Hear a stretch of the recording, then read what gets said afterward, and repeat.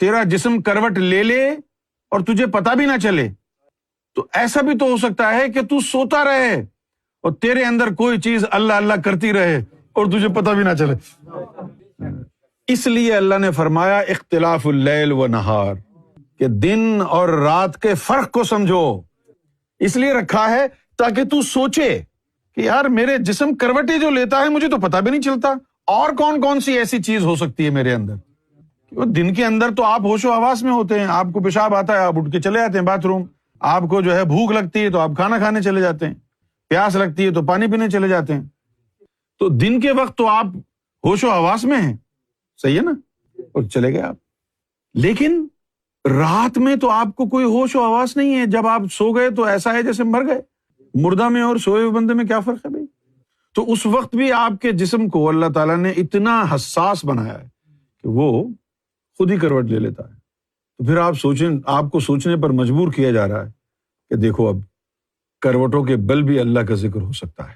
اللہ یہ بھی کہہ سکتا تھا کہ جو سوتے وقت بھی میرا ذکر کرتے ہیں، لیکن اللہ نے جان بوجھ کر کے کروٹ کا ذکر کیا، علی جنوبکم، کیونکہ کروٹیں بھی جب تم لیتے ہو تو تمہیں پتہ نہیں ہوتا کہ جسم کتنی کروٹیں لے رہا ہے، تو ذکر بھی تو کر سکتا ہے اگر کروٹیں لے سکتا ہے جسم۔ اچھا، پہلے تو وہ کہہ دیا کہ جو ہم نے زمین اور آسمانوں کو تخلیق کیا اس میں نشانیاں ہیں، رات اور دن میں جو فرق ہے اس میں نشانیاں ہیں، اور یہ اعلیٰ سمجھ والوں کے لیے ہے یہ نشانی۔ اعلیٰ سمجھ والے کون ہیں؟ وہ اہل باطن ہیں۔ اس کے بعد کہا کہ یہ اعلیٰ سمجھ والے ہیں کون؟ ان فی خلق السماوات والارض واختلاف اللیل ونہار الآیات الاولی الالباب۔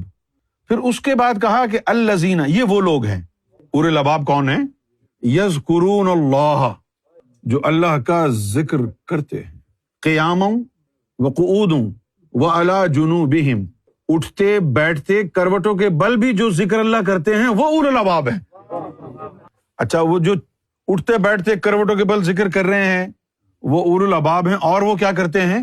یتفکرون، اور غور کرتے ہیں، فی خلق السماوات والارض، وہ غور کرتے ہیں یار یہ آسمان کیوں بنا ہے، یہ ہمیں شوش آواز سے تو نہیں بنا ہے، کوئی تو مصرف اور مقصد ہوگا نا۔ وہ غور و خوض کرتے ہیں۔ قرآن میں لکھا ہے، کن لوگوں کے لیے لکھا ہے؟ جو اٹھتے بیٹھتے کروٹوں کے بل اللہ کا ذکر کرتے ہیں، وہ سوچتے ہیں یار آسمانوں کو کیوں بنایا۔ وَيَتَفَكَّرُونَ، وہ غور و خوض کرتے ہیں، they ponder, they meditate over creation of heavens and earth۔ پھر فرمایا کہ قرآن میں پھر لکھا ہے ربنا ما خلقت ھذا باطلا، کہ اے ہمارے رب آپ نے یہ جو کچھ تخلیق کیا ہے یہ بلا وجہ تو نہیں کیا، کوئی تو مصرف ہوگا۔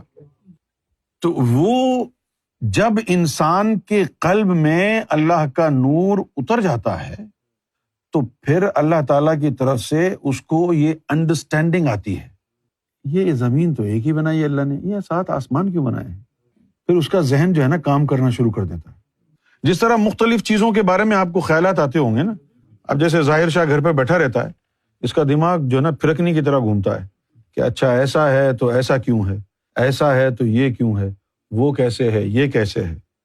آپ یہ سوچتے ہوں گے کہ یار یہ سوالات کیوں آ رہے ہیں میرے ذہن میں؟ یہ سوالات اس لیے آ رہے ہیں کہ اللہ کا نور تیرے جو قلب میں گیا ہے نا، اب وہ تجھے غور و خوض کرنے پر مجبور کر رہا ہے۔ سبحانک، تیری شان بہت بڑی ہے، فقنا عذاب النار، ہم کو یہ جو نار کا عذاب ہے اس سے محفوظ فرما۔ اب عام لوگ تو یہی سمجھتے ہیں کہ نار سے مراد جو ہے صرف جہنم ہے۔ یہاں نہ تو فاسقوں کا ذکر ہو رہا ہے، نہ تو یہاں فاسقوں کا ذکر، نہ کافروں کا، نہ منافقوں کا ذکر ہو رہا ہے، تو جہنم کا ذکر کیوں ہوگا؟ بھئی اگر فاسقوں کا ذکر ہوتا، منافقوں کا ذکر ہوتا، کافروں کا ذکر ہوتا تو کہتے چلیے جہنم میں بھیج دیں گے ان کو ساروں کو۔ لیکن یہاں تو ذکر اللہ کے پیاروں کا ہو رہا ہے، اللہ کے نیک بندوں کا ہو رہا ہے، یہاں تو ذکر ان کا ہو رہا ہے جن کے دل میں اللہ کا نور اتر گیا ہے، ذکر اللہ کرتے ہیں، اٹھتے بیٹھتے کروٹوں کے بل بھی۔ وہ کیوں کہہ رہے ہیں کہ سبحانک فقنا عذاب النار؟ وہ اس لیے کہہ رہے ہیں کہ وہ ان تمام مقامات تک پہنچنا چاہتے ہیں، لیکن راستے کی رکاوٹ ان کے نفس کی نار بنی ہوئی ہے۔ در پردہ کہہ رہے ہیں کہ یہ جو ہمارے اندر نار تو نے نفس کی بھری ہے، اس کے عذاب کی وجہ سے ہم پہنچ نہیں پا رہے اوپر، اس کو دور کر دے۔ اور پھر دور کرنے کا طریقہ بھی بتایا، تزکیۃ النفس، قد افلح من تزکا۔